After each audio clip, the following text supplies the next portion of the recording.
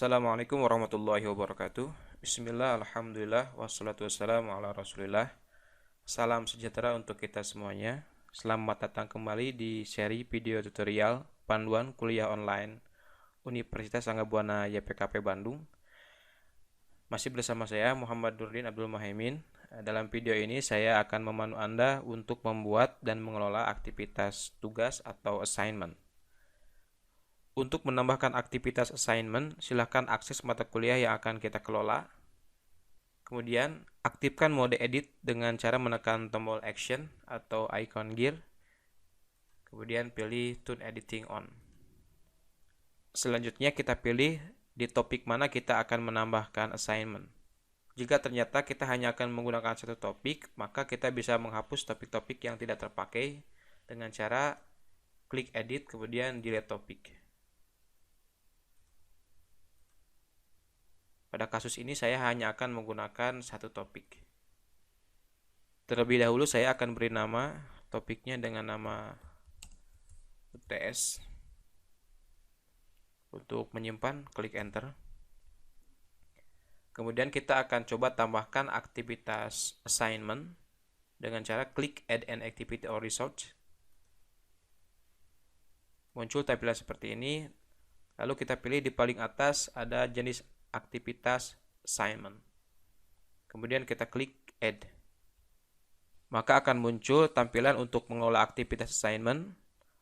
Untuk field yang diberi tanda bintang berwarna merah seperti ini menandakan field tersebut wajib diisi. Nah, untuk kolom deskripsi ini bersifat opsional. Jadi silakan bisa diisi atau tidak. Ataupun kita bisa langsung menuliskan petunjuk pengerjaan tugas atau menuliskan soal di dalam kolom deskripsi, kemudian centang display description on course page agar kita nanti menampilkan deskripsi ini dalam halaman kursus. Namun jika kita menginginkan petunjuk pengerjaan tugas atau soal dalam bentuk file, maka kita bisa upload file tersebut melalui kolom ini. Bisa dengan cara kita klik kemudian cari filenya, atau dengan cara kita bisa drag and drop.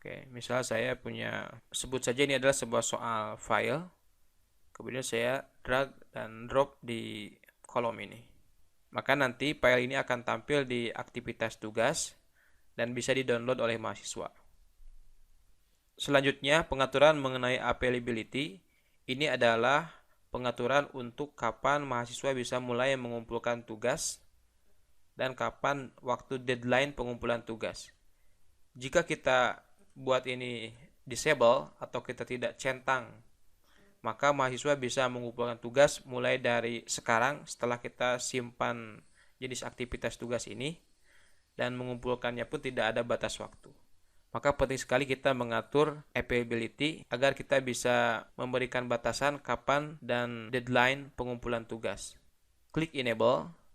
Mohon sesuaikan jadwal pengumpulan tugas dengan jadwal UTS yang sudah disampaikan oleh Direktorat Akademik. Misalkan untuk tugas ini bisa mengumpulkan pada tanggal 15 mulai jam 9.30. Kemudian waktu deadline pengumpulannya, klik lagi enable. Kalau memang harus dikumpulkan pada hari yang sama, maka klik tanggal yang sama juga. Kemudian setting jamnya. Misalkan saya setting dari jam 9.30 sampai jam 10.30. Berarti tugas bisa dikumpulkan pada tanggal 15 April mulai jam 9.30 sampai jam 10.30. Nah, berikutnya pengaturan cut off date. Kalau kita tidak centang untuk pengaturan ini, maka mahasiswa akan tetap bisa mengumpulkan tugas walaupun nanti akan ada informasi telat. Tetapi jika kita mau mengatur bahwa misalkan ketika mahasiswa sudah memasuki jam tertentu, maka dia sudah tidak bisa lagi mengumpulkan tugas. Misalkan saya setting di sini sampai jam 10.45. Berarti saya memberikan toleransi waktu untuk bisa mengumpulkan tugas walaupun telat dalam kurun waktu 15 menit. Selanjutnya, remind me to grade by. Ini adalah settingan kalau kita enable, sistem akan memberikan notifikasi kapan kita harus memberikan penilaian. Kalau always show description, defaultnya ini tercentang, walaupun pengumpulan tugas pada tanggal 15 April ya, mulai jam 9.30 sampai 10.30, tapi deskripsi yang ada di sini akan tetap muncul. Jika kita tidak ingin munculkan deskripsi di sini sampai saat waktu pengumpulan tugas dimulai, maka bisa kita uncheck. Selanjutnya, setting mengenai submission types. Ini adalah jenis submisi yang diperbolehkan. Apakah kita akan menggunakan online text atau menggunakan file submission. Jika kita memilih online text, maka jawaban terhadap assignment ini, ya, assignment yang kita buat, mahasiswa akan langsung mengisinya di dalam sistem. Mereka mengetikkan jawaban langsung di dalam sistem kuliah online ini. Kita bisa atur juga berapa word limitnya. Ya, misalkan maksimal hanya bisa menggunakan 1000 kata. Ya. Nah, itu bisa disesuaikan dengan kebutuhan. Tapi jika kita ingin supaya mahasiswa itu mengumpulkan jawaban dalam bentuk file, maka kita cek file submission. Nah, termasuk bisa kita atur berapa jumlah file yang bisa diupload. Kalau memang cuma satu, biarkan default. Kemudian maksimum ukuran file yang bisa diupload kita harus perkirakan. Kalau sekiranya ukuran file bisa lebih kecil, ya, cukup dengan 100 KB ya, atau misalkan cukup dengan 500 KB, maka tinggal kita atur.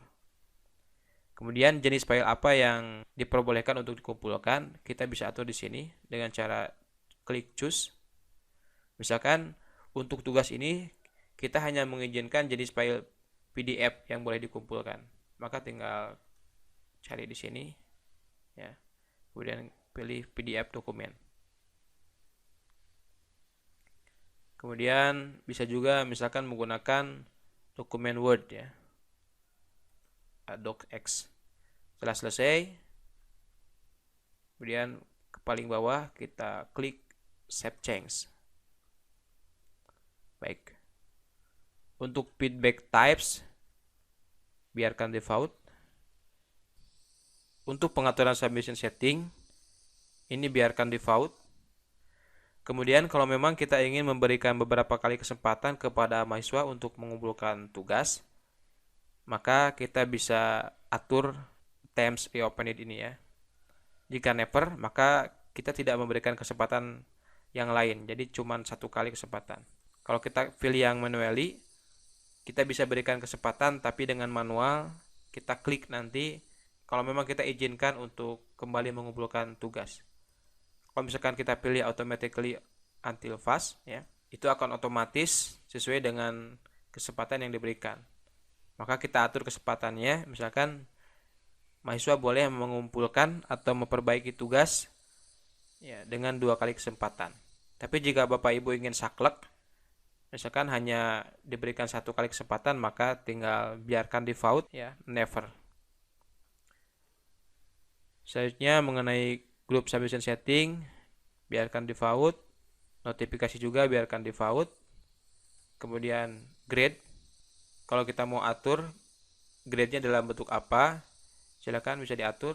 Ini ada skala, ya, atau bentuk poin. Jika Bapak Ibu sudah terbiasa memberikan nilai dengan rentang 1 sampai 100, maka biarkan default. Selanjutnya common model setting, biarkan default. Selanjutnya pengaturan mengenai restrict access atau pembatasan akses. Ini adalah pengaturan yang sangat penting, terutama bagi Bapak Ibu yang mengampu satu mata kuliah, namun pesertanya lebih dari satu kelas atau gabungan kelas A, B, D, atau K, ya. Maka kita harus memberikan batasan akses. Misalkan jika aktivitas ini diperuntukkan hanya untuk kelas tertentu, maka kita harus menambahkan batasan akses kelasnya dengan cara klik add restriction, kemudian kita pilih group. Setelah itu akan muncul tampilan seperti ini, tinggal kita pilih grup kelas mana yang mau kita beri akses. Misalkan saya di sini memilih akses untuk kelas A. Kemudian jika kita ingin memberikan batasan juga terkait dengan waktu, kapan aktivitas yang kita buat ini boleh diakses, maka kita tinggal menambahkan pembatasan mengenai waktu dengan cara klik add restriction, kemudian kita pilih date. Oke, untuk date itu ada from kemudian until. From itu mulai kapan bisa diakses, maka tinggal disesuaikan dengan jadwal ujian Bapak Ibu sekalian. Karena di sini saya setting tanggal 15 ya. Misalkan ya saya samakan aja bahwa aktivitas ini bisa diakses pada tanggal 15 mulai jam 9.30. Kemudian sampai kapan aktivitas ini bisa diakses, maka kita tambahkan lagi from until ya. Nah, misalkan saya ingin samakan bahwa aktivitas ini agar diakses terbatas pada tanggal 15 juga sampai jam 10.30 ya. Jadi saya benar-benar membatasi waktu akses mulai dan sampai kapan. Nah, selanjutnya kita perhatikan di sini ada or ya, ada tulisan or atau any. Dalam bahasa Indonesianya ini semua atau apapun. Maka jika kondisinya seperti ini, kita menambahkan tanggal, kemudian ada grup, ada kondisi yang berbeda, ya, ada satu grup di sini, maka kita harus pilih all. Ya. Kita harus gunakan logika all. Jadi di sini n kondisinya, maka kondisi ini semuanya harus terpenuhi. Jadi untuk mengakses grup ini itu diharuskan kelas A dan mulai tanggal 15 April jam 9.30 ya, dan sampai tanggal 15 April jam 10.30. Kemudian bagaimana kalau misalkan ternyata aktivitas ini boleh diakses oleh dua kelas, yaitu kelas A dan B misalkan. Maka tidak boleh seperti ini ya. Tidak boleh kita langsung menambahkan langsung kelas B di sini ya. Gunakan N. Tidak boleh. Termasuk jika ada dua grup seperti ini ya, A dan B. Oke. Maka kita tidak boleh menggunakan any juga. Ini adalah kondisi yang salah ya. Karena jika kita memilih any ya, di sininya menjadi or, maka pembatasan ini akan selesai atau si aktivitas ini akan bisa diakses jika salah satu benar atau. Tapi jika pula kita memilih all ya, menjadi n semua, maka aktivitas ini akan jadi ambigu ya. Karena di sini itu berarti seorang mahasiswa itu harus masuk ke grup kelas A dan grup kelas B. Ya, jadi itu kan tidak mungkin. Sementara mahasiswa itu punya grup kelas masing-masing, hanya punya satu grup kelas, yaitu antara A atau B. Maka kita tidak boleh seperti ini kalau ingin menggunakan dua grup. Jadi sebenarnya untuk lebih aman, kalau kita ingin supaya aktivitas ini bisa diakses oleh dua grup kelas, maka kita hilangkan saja pengaturan tanggalnya. Biarkan saja dia bisa diakses kapanpun ya. Karena nanti tetap ini akan dibatasi oleh set pengaturan availability di sini. Maka kita tinggal buang saja tanggalnya seperti ini. Kita tambahkan lagi kelas yang lain. Kemudian perhatikan n di sini. Patokannya adalah ketika kita membuat pembatasan yang lebih dari satu grup, maka kita tidak boleh menggunakan n. Tapi kita harus menggunakan any menjadi or. Maka jika menggunakan or, ini berarti aktivitas ini bisa diakses oleh partisipan kelas A atau partisipan kelas B. Ya, jadi kelas A atau kelas B gitu ya. Tapi jika kita ternyata ingin mengatur juga supaya aktivitas ini dibatasi juga tanggalnya, maka kita harus buat yang namanya restriction set ya. Kita klik lagi add restriction, kemudian kita pilih yang terbawah ada restriction set. Nah, yang pertama kita tentukan lagi grup mana yang mau kita berikan akses, misalkan grup A, kemudian dari tanggal berapa ya. Sekarang saya berikan lagi 15 April 9.30, kemudian untilnya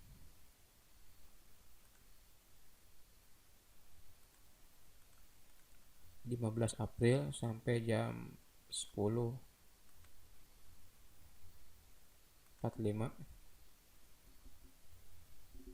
Kalau cuma satu grup ya, maka kita gunakan all. Jika dalam satu set kondisi ini kita mencantumkan satu grup. Oke. Jadi satu set pembatasan pertama sudah kita buat. Nah, kemudian kita tambahkan lagi set berikutnya untuk grup yang kedua. Kita tambahkan lagi restriction set. Klik lagi add restriction. Kemudian kita pilih lagi grupnya. Misalkan ini untuk kelas B. Tambahkan juga tanggalnya. Ya, tanggalnya sama 12 April 9.30. Satu lagi tanggalnya sampai until, jangan lupa ini until sampai jam 10.45. Nah, maka kita sudah membuat set pembatasan untuk grup yang kedua. Kemudian yang harus diperhatikan adalah antara set pembatasan grup pertama dan grup kedua ini menggunakan kondisi OR. Ya, jika ada dua grup, ingat kita harus menggunakan kondisi OR. Ya, maka ini pastikan menggunakan OR. Jangan sampai kita menggunakan all ya. Oke. Pastikan jika kita menggunakan dua grup, maka kita gunakan any ya atau OR. Baik, seperti itu Bapak Ibu ya, mudah-mudahan ini bisa diikuti. Kalaupun ada yang tidak jelas, silahkan tanyakan di kolom komentar atau silahkan hubungi call center IT. Insya Allah kita akan bantu lebih lanjut untuk pengaturan restrict akses ini. Itu salah satu variasi yang harus kita pahami dalam pengaturan restrict akses ya. Namun jika ternyata kelas kita itu hanya diisi oleh satu grup kelas, maka tidak perlu sebenarnya kita mengatur restrict akses untuk grup di sini ya. Misalkan partisipannya benar-benar memang hanya satu kelas, hanya kelas A saja, tapi tidak bergabung dengan kelas yang lain, maka sebenarnya kita tidak perlu mengatur pembatasan untuk grup di sini. Kecuali kalau memang kita ingin menambahkan pembatasan tanggal untuk akses ya.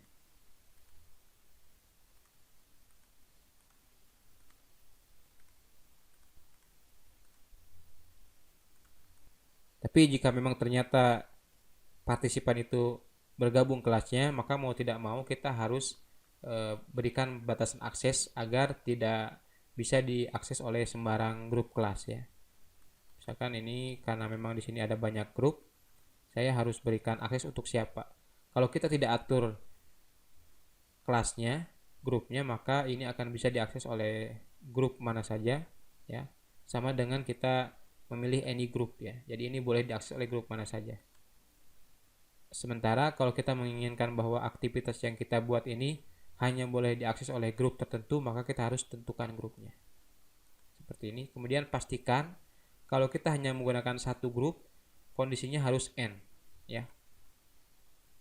Ini dengan cara memilih all di atas.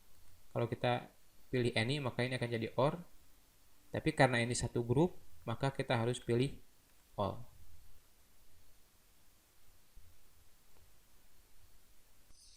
Selanjutnya kita atur mengenai activity completion. Activity completion adalah pengaturan untuk apakah mahasiswa dianggap komplit atau selesai mengikuti aktivitas kuis dengan kondisi apa. Kalau kita biarkan default, maka mahasiswa bisa dengan cara mencentang di aktivitas ini walaupun dia tidak mengerjakan tugasnya, tapi dia akan tetap dianggap selesai mengikuti aktivitas ini. Maka penting sekali untuk kita atur kepilihan yang show activity as complete when conditions are met. Maka akan aktif pilihan di bawahnya. Kalau kita centang yang pertama, kondisi yang harus dipenuhi adalah mahasiswa tersebut harus menampilkan aktivitas tugas ini. Kemudian pilihan yang kedua, kalau kita centang, berarti si mahasiswa harus memperoleh nilai agar dianggap selesai mengikuti aktivitas ini. Kemudian pilihan yang ketiga, mahasiswa dianggap selesai mengikuti aktivitas ini kalau memang dia sudah mengumpulkan tugasnya. Jadi silakan atur sesuai dengan kebutuhan. Jika Bapak Ibu menginginkan bahwa mahasiswa sudah dianggap komplit mengikuti aktivitas ini hanya dengan menampilkan aktivitasnya dan mengumpulkan tugas tanpa perlu langsung diberikan informasi penilaian, maka tinggal kita uncheck yang kedua ini ya. Untuk pengaturan selanjutnya bisa dibiarkan default. Jika sudah selesai, maka tinggal kita klik Save and Return to Course atau Save and Display. Saya pilih Save and Display karena saya ingin langsung tampilkan tugasnya. Nanti akan ada tampilan seperti ini. Akan ada informasi berapa partisipan yang ikut serta dalam aktivitas ini. Kemudian jumlah jawaban yang sudah terkumpul, needs grading, berapa jumlah jawaban yang perlu diberikan nilai, ada deadline-nya, kemudian ada time remaining-nya. Jika kita ingin mengecek jawaban yang masuk, tinggal kita klik View All Submission. Maka akan muncul daftar mahasiswa yang diikutkan dalam aktivitas ini. Kemudian ada statusnya dan informasi lainnya. Untuk memberikan nilai, klik tombol grade. Maka akan tampil halaman untuk memberikan nilai ke mahasiswa. Nanti file yang dikumpulkan mahasiswa akan tampil di sini. Kita bisa beri nilai di sini. Kemudian kita juga bisa memberikan komentar di sini. Ya, jika sudah, kita tinggal klik Save Change. Oke. Nah, kita boleh kembali ke aktivitas tugas tadi. Nah, kalau kita cek, kan nanti akan muncul nilai yang sudah kita berikan di tabel ini. Dan begitu pun seterusnya, tinggal kita lakukan hal yang sama. Demikian Bapak Ibu untuk tutorial pembuatan dan pengelolaan jenis aktivitas assignment. Terima kasih atas perhatiannya. Mohon maaf atas segala kekurangan. Sampai jumpa di video berikutnya.